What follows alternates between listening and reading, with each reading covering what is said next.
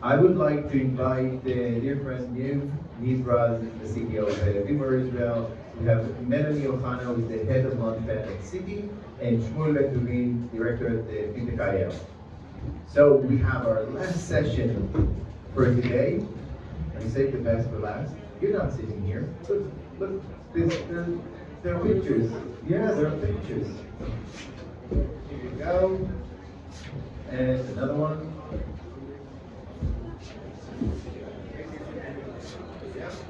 Okay. I'll be here. Sitting in.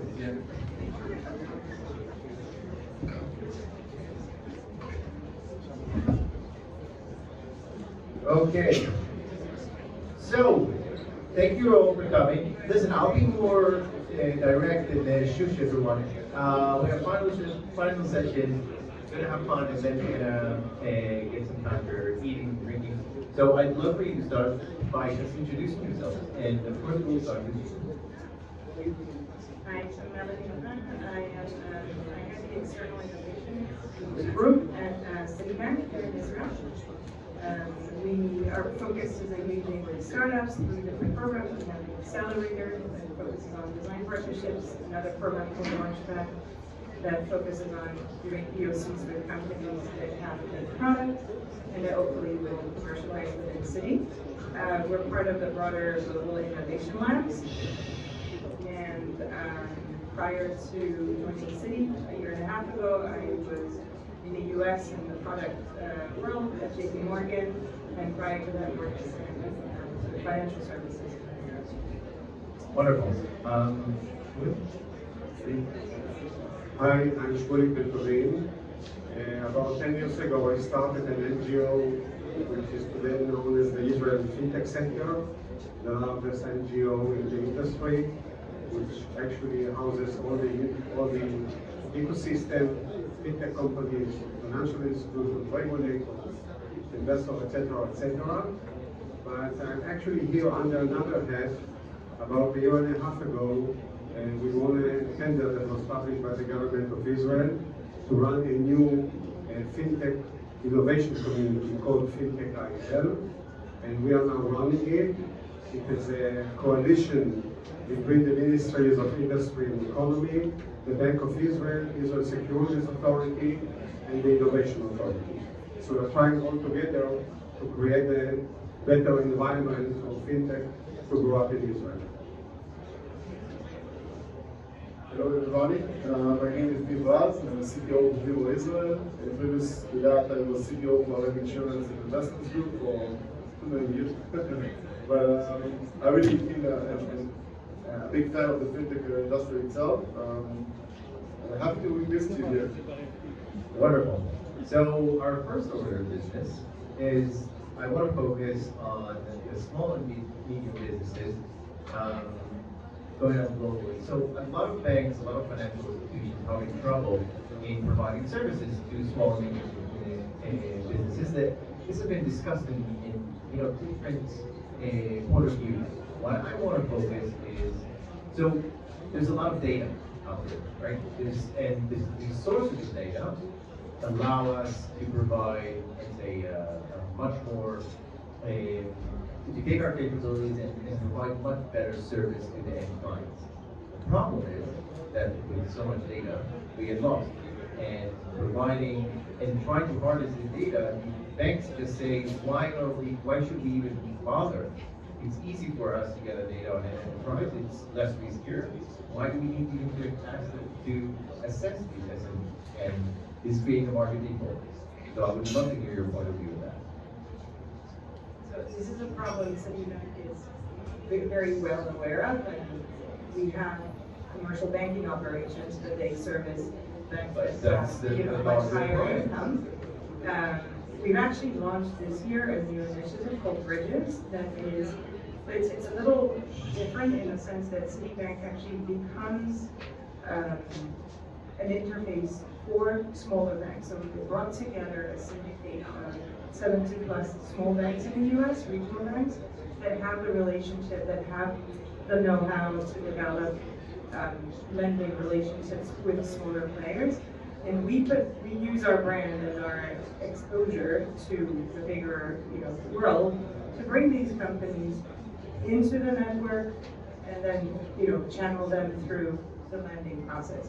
Now, we're also experimenting this year through Israel, a very interesting partnership with a startup that I cannot name in the lending field that provides all that data aggregation for these small banks. Because obviously financials are only a small part of the picture for an SMB. It's irrelevant for the most part. There's a lot more that you can augment from sources, public data even, whether it's foot traffic or your social media profile.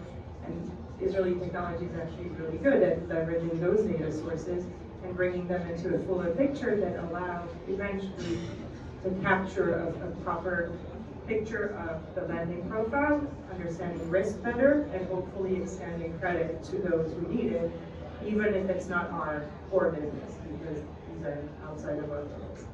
So do you think that the process of modernizing the tech stack, Yeah. the tech stack and the banking sector, where do you see this going forward? So that's really, I think, the change, what we call FinTech for the past 10 years has changed a lot, right? FinTech has been primarily UX driven, consumer focused, and we're kind of moving up the food chain back into the core technology, looking at the depth of the tech stacks, how you use data, how we service, so it's the pipes, it's not the glamorous piece of, the fancy confettis that fall from your trading app. It's what goes underneath the engine. How do you actually deliver at scale, at lower cost?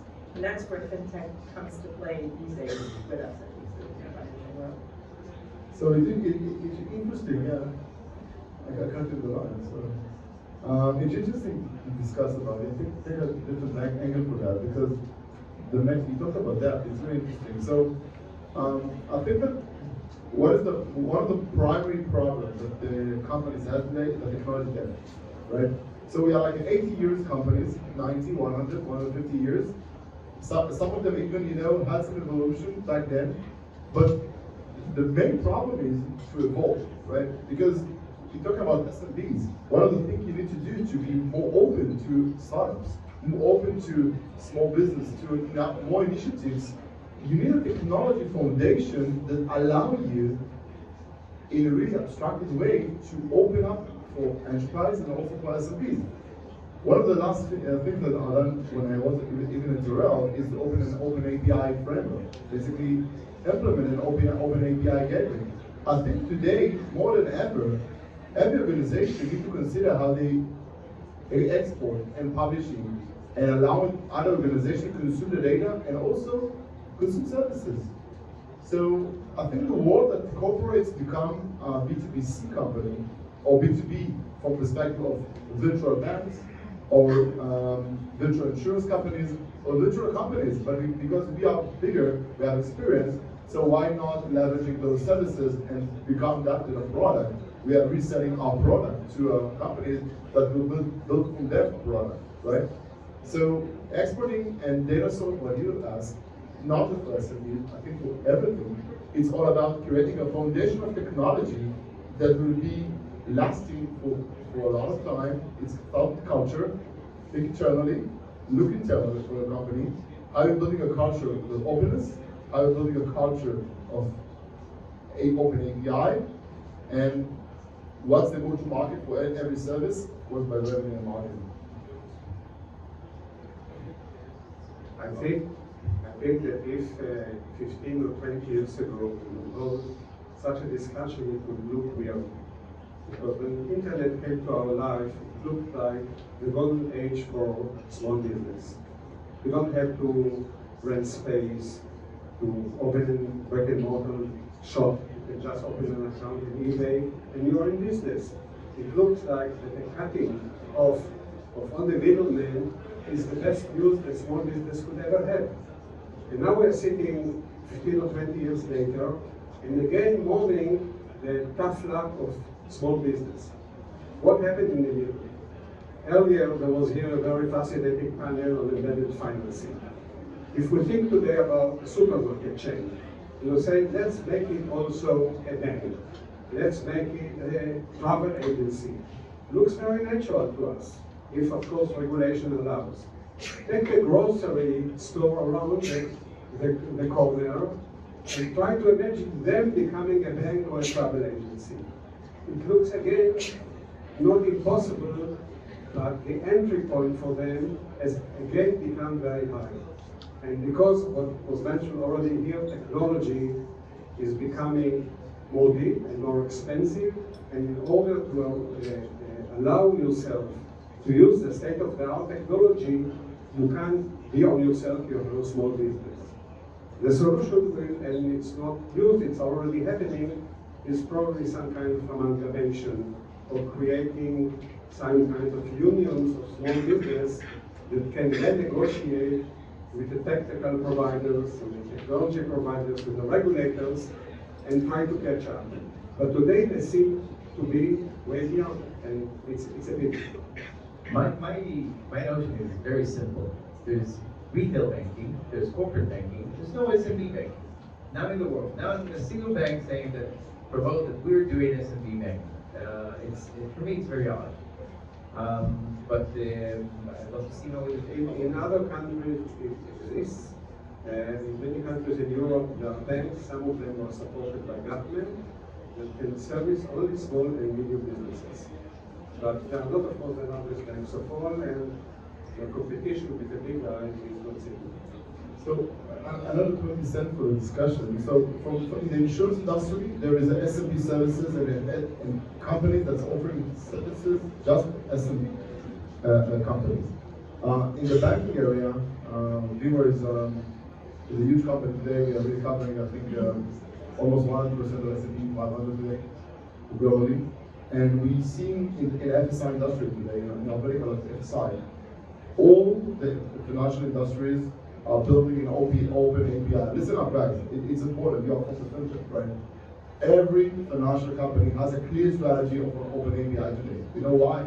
Because they understand the middleman, the S&P pilot, or as you define the S&P insurance or S&P banking. It's all about creating the services to offer those virtual companies or those new type of companies the option to consume your services for everything, or partially, and become a virtual bank based on your services.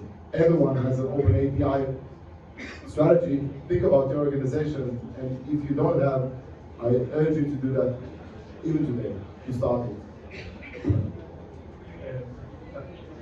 So I want to go back to the data, because we talked about that for a while. We saw how TikTok utilized the data and how they promote. This was phenomenal to see how they engage in FinTech.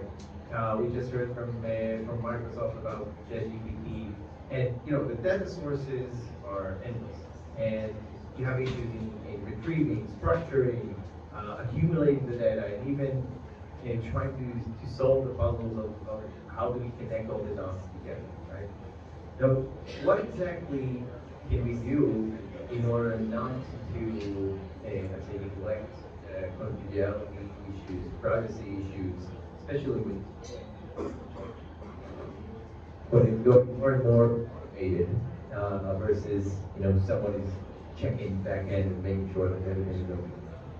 So we have, as a regulated entity, we're extremely limited in our ability to share our data with third parties. So yes to the open API architecture, but it's very hard for us to send our clients' data outside in the cloud, particularly. What we try to do is, in order to, I'm looking at it from a partnership perspective and kind of innovation lens, but it's really trying to leverage as much synthetic data when we can, not for business use, but at least for experimentation, so we can get a better sense of the attributes of the data, but not the real flavor, and then see how the collaboration with the third party works. But the truth is, banks are not it goes back to the data set, to our tech stack, right? We are still building over very monolithic applications, that mainframes that are 45 years old, and that we are slowly but surely breaking down. So there's the whole investment in developer tools and capabilities that allow us to piece by piece break it down and make it more nimble, more granular, it's a long enterprise. Citi has over 30,000 software engineers. So it's a technology company, whether we like it or not. We have over $10 billion in technology spent every year and going up. And we're not the only bank. Morgan is the same thing. This is the extent of the work that's ahead of us for us to become able to serve, those SMBs, the new clients. So we're perfectly aware of what remains to be done, but the data effort is a key element. There's many more aspects in the technology world that we have to solve for. I think that the issue of AI and data, using AI, for instance, for credit scoring, is a very sensitive issue, morally and legally. I must commend the Israeli Minister of Justice a few months ago commissioned a report from leading professors of business and law to see how to tackle it. Because the beauty of all these AI machines are they're collecting information from everywhere. And the question was there information posted there with a thought that someone will be using it to credit my scoring, or to score my credit. Just for instance, I put, I don't know, on Facebook a picture with someone who later on was known as a criminal. Okay? Now, when I put the picture over there, first of all, I didn't know he's going to be a criminal. And second, I had no idea that somehow my bank is going to tap on that picture and use it in my credit scoring. So, the beauty of the system is also the huge danger of it. I think another aspect comes from open banking and open finance, because with API and with having all the piles of information accumulated on us, at least with a big major institution, insurance companies, etc., etc. Again, the regulator is now allowing a fintech around the corner because he has put the rules of the regulation that he can now access this information and use it for his own good. But with all the limitations put by the regulators, the question is he fit to use this information morally and legally, and will he be more prudent than by doing it? It's a question. Maybe he's better suited and maybe not. But when the information becomes such a commodity that goes everywhere, I think that again, the moral and the legal issues are not being considered and researched enough to come to a conclusion. Is it improving our situation or worsening? I think I'm trying to again change the angle a little bit. When you look at our data, so our data, we are spending our data as citizens all over the place, right? Even the fact that some of us get here on taxi or on car, so your car is added to your data that knows where you are, right? So and if you get on taxi, so basically they know to connect. They know to connect your car to you. So we have a great trace of who you are. So regarding the trace of who you are as a citizen, everyone knows about it. I'm just pointing to a latest article I posted on Calcalist a few weeks ago about the data sovereignty. Think about it. We are owners as citizens on a lot of data, right? So those companies, financial industries, right, and the financial institutions, the biggest ones, can use our data, of course, to score us in the credit scores. Use that as an underwriting for insurance. But what we see today are two major trends, if I can point it out. Companies today understand they have not just a regulation responsibility, they have the responsibility on the data of their customers. This is like the difference between regulatory responsibility to an ethical one, okay? And today more and more companies, look about the reports, they're talking about our responsibility for data. They're not talking just regulation. They're talking about because we understand you care about us as a customer. And if we are keen to see that we are protecting your data with any measurable, let's say, protection we can use, to avoid your data to be stolen or used badly, right? So this is a different angle. What we do in data to do that. So that's my answer. Thank you. That was really good. I want to touch on another topic. I want to move from data, but I think we kind of drill down to that. But I can't believe actually that we had the entire day we haven't talked about SVB until now, which is odd.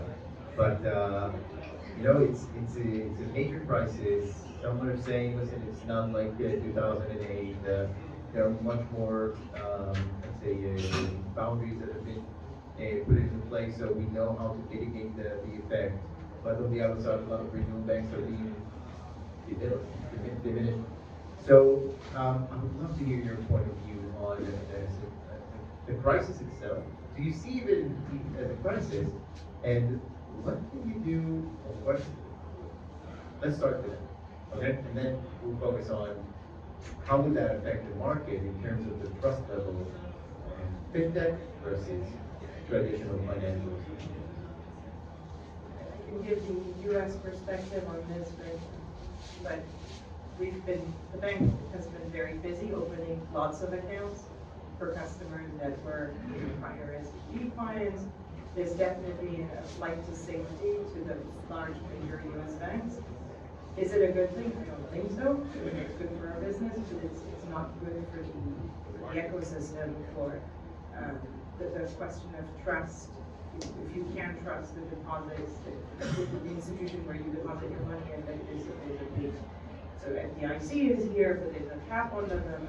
So people also have to learn, like companies and individuals have to learn to not put all their eggs in one basket. It's finance 101. But then it gets costly. Like like the entire idea is by banking.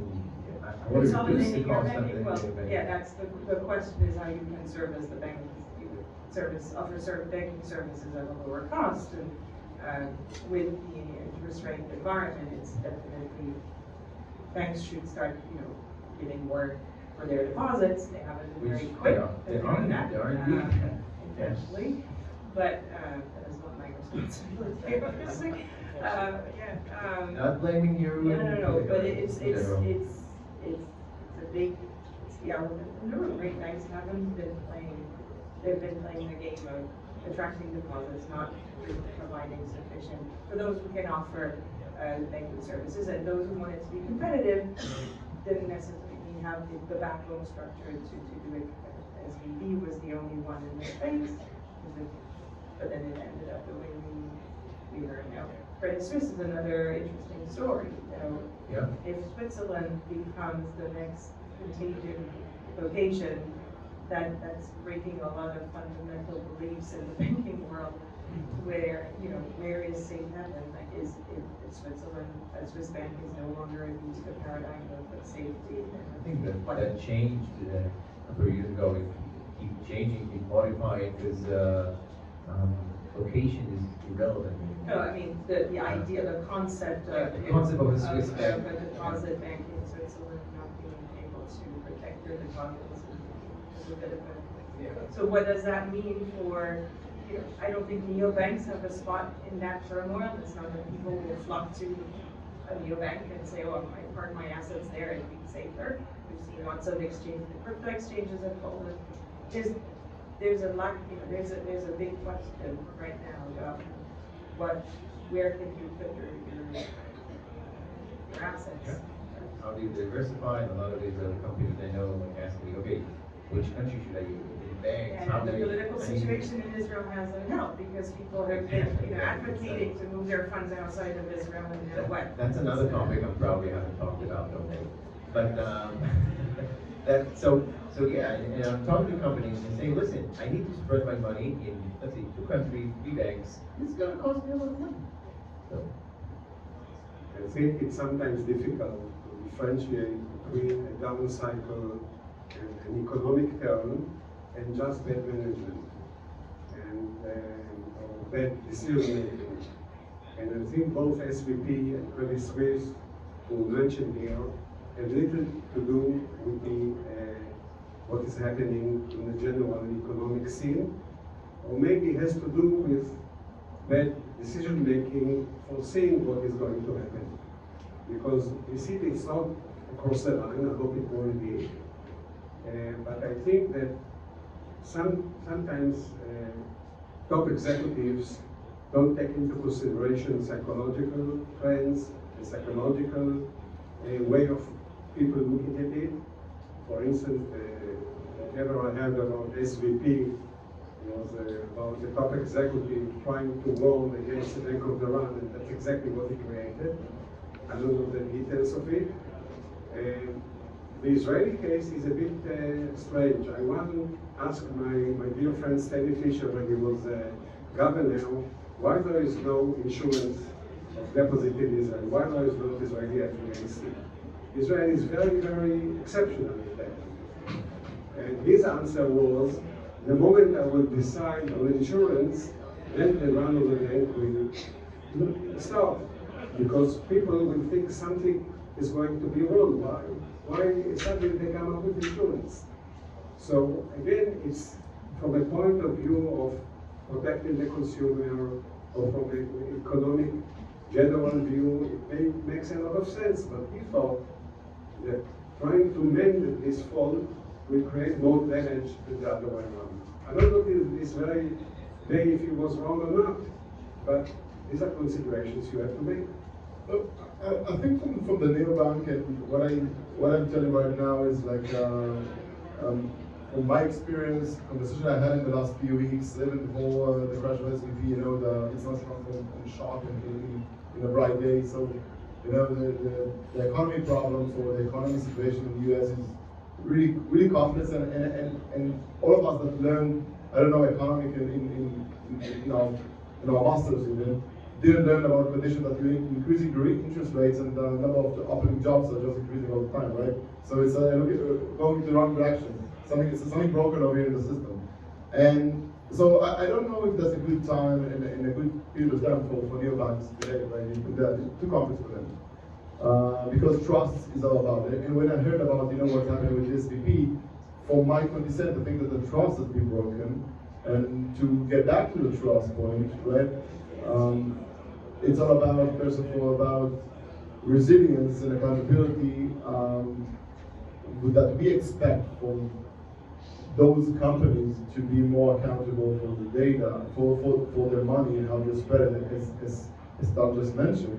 But I see another opportunity in this crisis that we'll find ourselves really fast with a commercial insurance product that will have some beneficial for, or try to compromise, right?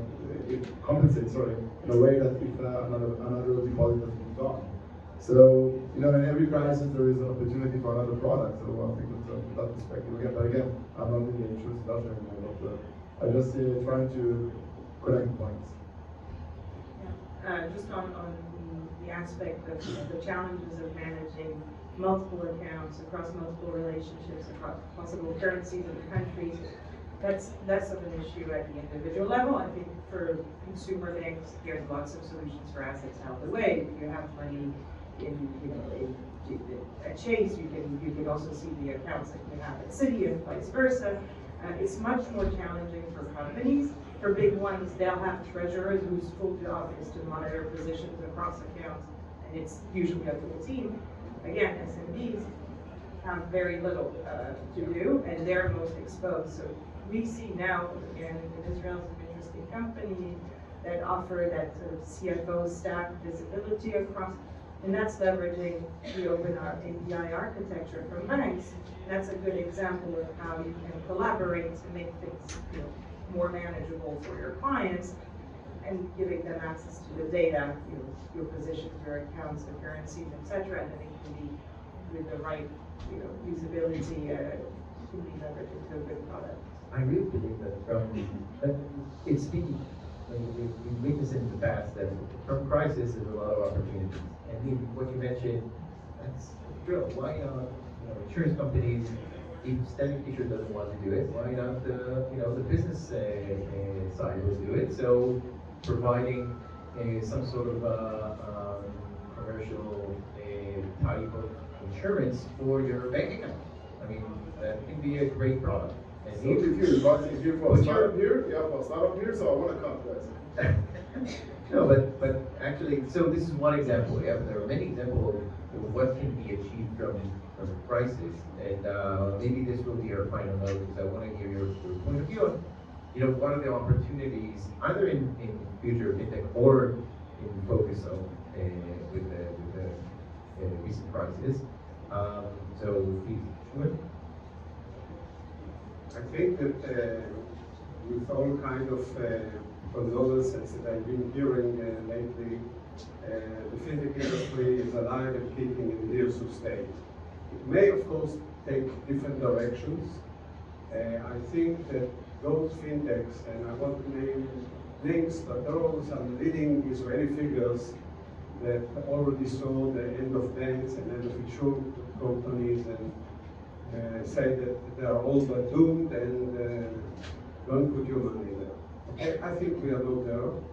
I think all the guys, the legacy banks and insurance companies are starting to slowly and surely adopt technology and try to turn this carrier with all difficulties, but still we will see with new banks, we will see new kind of services, whether peer-to-peer or in the payments area. We will see technology igniting new kinds of services, new ways of providing services that the old guys will never be able to compete with. So I think at the end of the day there will be some kind of an equilibrium that both of them will be there. And as I said, it's all about management. The bad banks will go under, the bad fintechs will go under, but it's not the end of the The market will consolidate at the end of the day like anywhere. I agree. I think it's a mutually beneficial ecosystem, right? Fintechs need the banks to exist, they will not replace them. And similarly, banks need the fintech to, kick their butts to keep moving. That's the truth. Otherwise, you sit on it and it's not moving fast enough. And also, as we mentioned, the data is kind of the bloodline, right, between the two. That's how we can exchange, move forward. Fintechs need the data, we provide the data, and that's where the magic happens. So I don't think that platform technologies like Uber and Fiverr that was exist a few years ago now like history, and we saw ChatGPT are going to change the generative technologies we call it today in where we define all generative technologies as another major evolution in our technology world. And the question is where does those stops and what's the company are going to do so. I guess for most of you, you are coming from financial institutions. Sorry. My question for you: do you do something in the metaverse? Just a question. For example, right, the metaverse today, we are expecting by Forbes also supporting that the industry for metaverse is going to be around $700 billion in just few years. So the question is easy: what's your company is doing there? So are they selling product? Are they planning to sell product on the metaverse? Because they're currently going to go there. So if you're not selling product in the metaverse, in the new world that people work from home and basically stand next to the coffee machine and assume, because the augmented reality will be so fantastic, that they are standing in the office and drinking coffee with a friend. In the same time, do you think that the coffee company that's creating the capsules will sell a virtual capsule for them?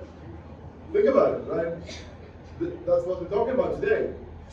As you know today, shoemakers creating virtual shoes to the metaverse sold in the exact same price as the physical store. Unbelievable, and you're getting nothing, you're getting air. But this is the way the economy is evolving too. So that's a question for you. What's your company is doing to be still relevant in the new era of metaverse? That's a great way to summarize our discussion. And our metaverse, they're like PKO, BP, and ING. They actually open bank in the metaverse, and you can open checking accounts in the metaverse in order to use it, and it's nothing but air. So Think about it. What do you prefer at your virtual home? What TV you like? You like an LG or Samsung? What TV you buy over there? Guys, this is reality. I'm not talking about sci-fi, right? This is the goals. That's what where we're heading for. And I'm sitting with the biggest ones, and they're talking about a product they're going to launch this year to the metaverse itself. Which network will rule? It's crazy. thank you very much, really, Melanie, thank you for joining us and having this great panel. This is our wrap-up. Thank you all for being with us today throughout the day of the conference. What we're going to do now is